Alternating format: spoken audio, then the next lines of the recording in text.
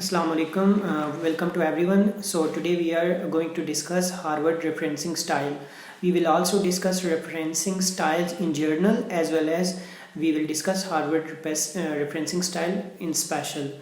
Okay, and now move forward. Referencing style.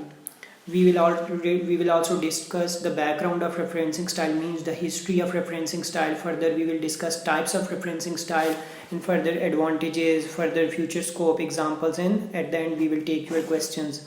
So let's move further. The background. Beginning from the 20th century, means from the beginning of the 20th century, referencing was emerged as a field, means people will be able to reference their scientific material by quoting a particular reference. Before the 20th century, people were more interested in novel writing, and in novels no references are used at all. In scientific writing, references are considered as a major component and essential component as well. So what are the advantages, or what are the benefits, or what are the purposes of references? Why we usually quote references? So the first purpose of quoting references determine how to read. अगर हम एक article पढ़ रहे हैं तो हमने ये जानना है कि हम उसको कैसे पढ़ सकते हैं, तो उसके लिए भी हम रेफरेंसेस को अडॉप्ट करते हैं, रेफरेंसेस यूज़ किए जाते हैं.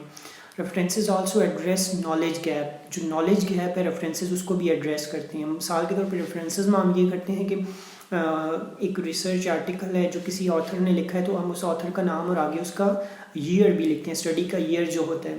तो बेसिकली उससे हमें पता चलता है कि इस साल क्या प्रोग्रेस हुई है, ये पिछले साल में क्या थी, या उससे आगे क्या होने वाली है. तो रेफरेंसेस से हमें ये आइडिया होता है कि जो नॉलेज गैप है वो कहाँ पे लाई कर रहा है. और फिर इसके अलावा प्रोटेक्ट्स कॉर्पोरेट प्रॉपर्टी. तो ये एक बहुत बड़ा पर्पज़ है. आजकल 40 से ज़्यादा रेफरेंसेस की टाइप्स हैं जो कि यूज़ की जाती हैं वर्ल्ड में. और ये जो डिफरेंट तरह के रेफरेंसिंग स्टाइल, हर इंस्टीट्यूट अपने रेफरेंसिंग स्टाइल उसने डिज़ाइन किए होते हैं और अपनी रेफरेंसिंग स्टाइल के अकॉर्डिंग ही आपको रेफरेंस करने पड़ते हैं. तो इससे मुराद ये होती है कि इट प्रोटेक्ट्स कॉर्पोरेट प्रॉपर्टी. तो जितना आपका यूनिक रेफरेंसिंग स्टाइल होगा उतनी ही वो आपकी प्रॉपर्टी बनता जाता है, वो वाला मटेरियल. उससे ये फ़ायदा होता है कि आपके पास एक तरह का ही मटेरियल रेफरेंसेस पे जो keywords, basically references can be considered as keyword. तो जब भी आप सर्च करेंगे तो आपकी वो ब्राउजिंग ज़्यादा होती है, तो इस वजह से ये आपकी कॉर्पोरेट प्रॉपर्टी भी बन जाती हैं रेफरेंसेस. तो यूजुअली ये किया जाता है कि जर्नल्स 5-7 जर्नल्स मिलते हैं और वो फिर एक ही तरह का रेफरेंसिंग स्टाइल अडॉप्ट करते हैं, तो जिससे references represents group property as well. तो वो एक बहुत सारा नॉलेज आपके पास एक ही तरह का मौजूद होता है, जिसमें एक ही तरह के रेफरेंसेस कोट हुए होते हैं. तो जब भी आप उसको ब्राउज़ करते हैं, बेसिकली सर्च करते हैं किसी भी सर्च इंजन में, तो वो वहाँ पे ही जाके वो आर्टिकल आपका ओपन आ जाता है, क्योंकि वो आपने स्पेसिफिक रेफरेंस स्टाइल फॉलो किया होता है. तो इससे हम ये भी कहते हैं कि एक कॉर्पोरेट प्रॉपर्टी भी होती है रेफरेंसिंग स्टाइल. तो इसी वजह से हर जर्नल डिफरेंट तरह के रेफरेंसेस पैटर्न फॉलो करता है, ताकि वो अपनी जो नॉलेज है उसको यूनिक बना सके, उसको सर्चेबल बना सके. तो जो बड़े जर्नल्स होते हैं, बेसिकली उनके जो रेफरेंसिंग स्टाइल्स होते हैं वो काफ़ी यूनिक होते हैं, जिससे जब भी आप कोई आर्टिकल सर्च करेंगे तो आपको उनका स्पेसिफिक रेफरेंस स्टाइल अडॉप्ट करना पड़ेगा. So this is we can see the basic purpose of referencing. Okay, types of references. So what kind of types are available starting from the past? Back in 20th century or before the 20th century, Modern Humanities Research Association was the referencing style. तो back में past में जाके अगर आप देखें तो modern humanities research association referencing style adopt किया जाता था. फिर बाद में साथ साथ उन्होंने क्या किया कि सोसाइटी ऑफ बिब्लिकल लिटरेचर, तो बाइबल का जो लिटरेचर था उसके लिए उन्होंने SBL रेफरेंसिंग सिस्टम बना लिया. तो फिर 20th सेंचुरी के बिल्कुल स्टार्ट में foot notes were used as a referencing style. कि आपने एक आर्टिकल लिखा तो उसके फुट नोट्स पे आपने कोई जो रेफरेंसिंग स्टाइल है, जो रेफरेंस है बेसिकली, वो कोड कर दिया जाता था. तो फिर उसमें आगे डेवलपमेंट्स हुई, तो फिर फर्दर APA, MLA, हार्वर्ड और चिकागो रेफरेंसिंग स्टाइल अडॉप्ट किए गए. अब इसमें जो चिकागो है वो फुट नोट्स के बाद हम चिकागो को कहते हैं कि ये पुराना रेफरेंसिंग स्टाइल है जो कि 20th सेंचुरी में स्टार्ट हुआ था. फिर APA है और MLA. APA means American psychological association. तो अमेरिकन साइकोलॉजिकल एसोसिएशन जो रेफरेंसिंग का स्टाइल है ये भी 20th सेंचुरी में स्टार्ट हुआ, और इसमें उन्होंने अमेरिकन ने अपनी एक जो मेडिकल नॉलेज था, बेसिकली जो मेडिसिन से रिलेटेड रिसर्च थी, उसके लिए उन्होंने एक ख़ास किस्म का रेफरेंसिंग स्टाइल बनाया। तो उसको APA कहते हैं, जिसमें आगे मैं बताऊंगा कि ऑथर होता है आपके पास, उसका लास्ट नेम, फिर उसके फर्स्ट नेम के इनिशियल्स होते हैं, फिर आप ईयर ऐड करते हैं। सिमिलरली फिर आगे MLA रेफरेंसिंग स्टाइल बनाया गया, और इसमें जो AP है बेसिकली ये मेडिसिन रिलेटेड नॉलेज के लिए उन्होंने स्पेसिफिकली ये रेफरेंस बनाया। फिर जो MLA है ये ह्यूमैनिटीज़ के लिए उन्होंने बनाया, और या जो हम लोगों के पास अलाइड सब्जेक्ट्स होते हैं उनके नॉलेज के लिए basically MLA referencing style adopt किया गया। Harvard referencing style usually historical या जो आप करते हैं कि नॉलेज गैप को फाइंड करने के लिए जो रेफरेंसिंग स्टाइल अडॉप्ट किया गया उसको हार्वर्ड कहते हैं। और फिर चिकागो भी इसी तरह से ही उन्होंने एक रेफरेंसिंग स्टाइल अडॉप्ट किया। ये भी चिकागो में भी हमारे पास स्पेशल किस्म की जो रिसर्च होती है उसको सर्च करने के लिए हम ये रेफरेंसिंग स्टाइल अडॉप्ट कर सकते हैं। तो MLA actually stands for modern language association referencing style. अब हम जाके आगे बात करेंगे कि हार्वर्ड रेफरेंसिंग स्टाइल क्या होता है। तो हार्वर्ड रेफरेंसिंग स्टाइल को हम यहाँ पे डिस्कस करेंगे पहले। इन टेक्स्ट साइटेशन, अगर आप हार्वर्ड रेफरेंसिंग स्टाइल किसी आर्टिकल में, किसी असाइनमेंट में लिखना चाह रहे हैं तो आप किस तरह से लिखेंगे। तो इन टेक्स्ट साइटेशन का मतलब ये होता है कि जब आप एक असाइनमेंट लिखें तो उसके जो पैराग्राफ्स हैं, जो टेक्स्ट है आपके पास, जो सेंटेंसेस हैं, तो सेंटेंसेस के एंड पे आप किस तरह से हार्वर्ड रेफरेंसिंग स्टाइल लिख सकते हैं। तो उसको हम in text citation means within the text how you can write और quote a reference. Harvard referencing style is another popular style using the author date system for in-text citation. Author date system means कि आप जब text लिख रहे हैं, एक sentence लिख रहे हैं, तो उसके एंड पे, एक पैराग्राफ के एंड पे आप जब रेफरेंस लिखेंगे तो आपने एक ऑथर का नाम और date, author date mean year, और ईयर लिखा जाता है और ऑथर का नाम लिखा जाता है। अब ऑथर का नाम कैसे लिखा जाएगा, authors last name and the year of publication. और समटाइम्स हम क्या करते हैं कि ऑथर का लास्ट नेम लिखा और उसके साथ ईयर ऑफ पब्लिकेशन, जैसे सपोज हमज़ा खान नाम है किसी ऑथर का, तो हम लिखेंगे खान उसका लास्ट नेम फर्स्ट, और जो हमज़ा है H है वो हम उसको कॉमा डाल के खान के बाद कॉमा डालेंगे और H लिखेंगे, और फिर आगे पब्लिकेशन ईयर अगर 2020 है तो 2020 लिख देंगे। और कुछ जगहों पे आप साथ में आगे उसका पेज नंबर भी लिखते हैं कि पेज नंबर अगर वो 40 है, 45, 84 वर्ड्स है तो वो पेज नंबर भी लिखा जाता है।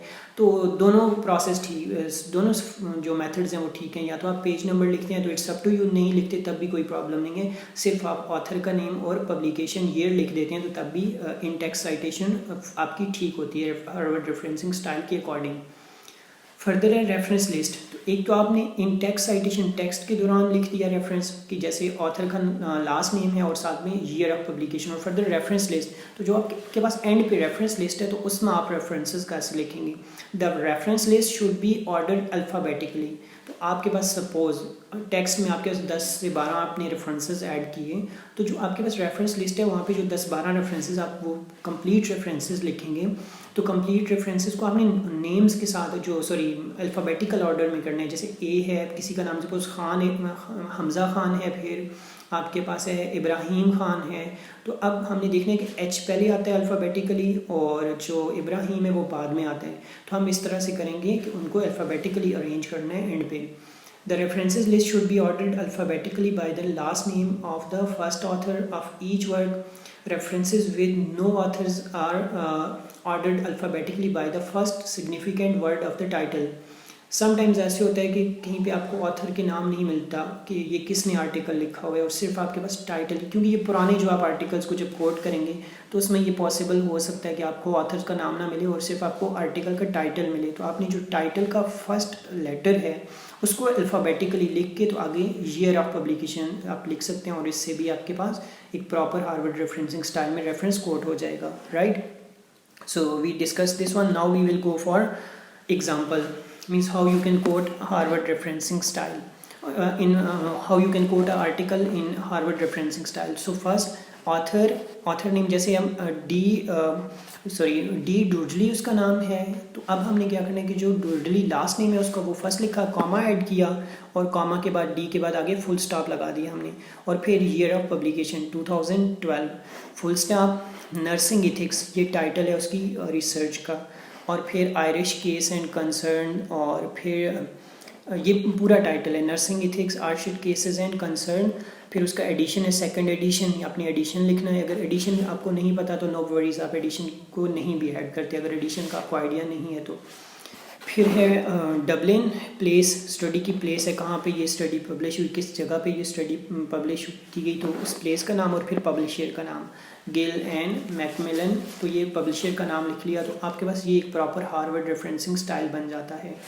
अच्छा, फर्दर हम जाएंगे आगे एग्जाम्पल्स की तरफ जाएंगे कि अगर हम एग्जाम्पल कोट करना चाहते हैं कि हार्वर्ड रेफरेंसिंग स्टाइल टेक्स्ट में कैसे लिखेंगे, मैंने ऑलरेडी आप लोगों को बता दिया कि अगर हमज़ा खान है तो आपने सिर्फ लास्ट नेम उसका खान और 2020 लिख दिया जो ईयर है, पब्लिकेशन डेट है। और या फिर इस तरह भी लिख सकते हैं कि खान आगे ब्रैकेट आपने डाली 2020 और कॉमा डाल के पेज नंबर 84। तो इन दोनों में से कोई एक भी इन टेक्स्ट साइटेशन के लिए आप फॉलो करें पैटर्न, तो दोनों में से दोनों ठीक हैं, कोई प्रॉब्लम नहीं है। फिर रेफरेंस लिस्ट की यही जो रेफरेंस आपने टेक्स्ट में लिखा हुआ है सेंटेंसेस के एंड पे या पैराग्राफ के एंड पे, तो इसको आप रेफरेंस की लिस्ट में कैसे लिखेंगे।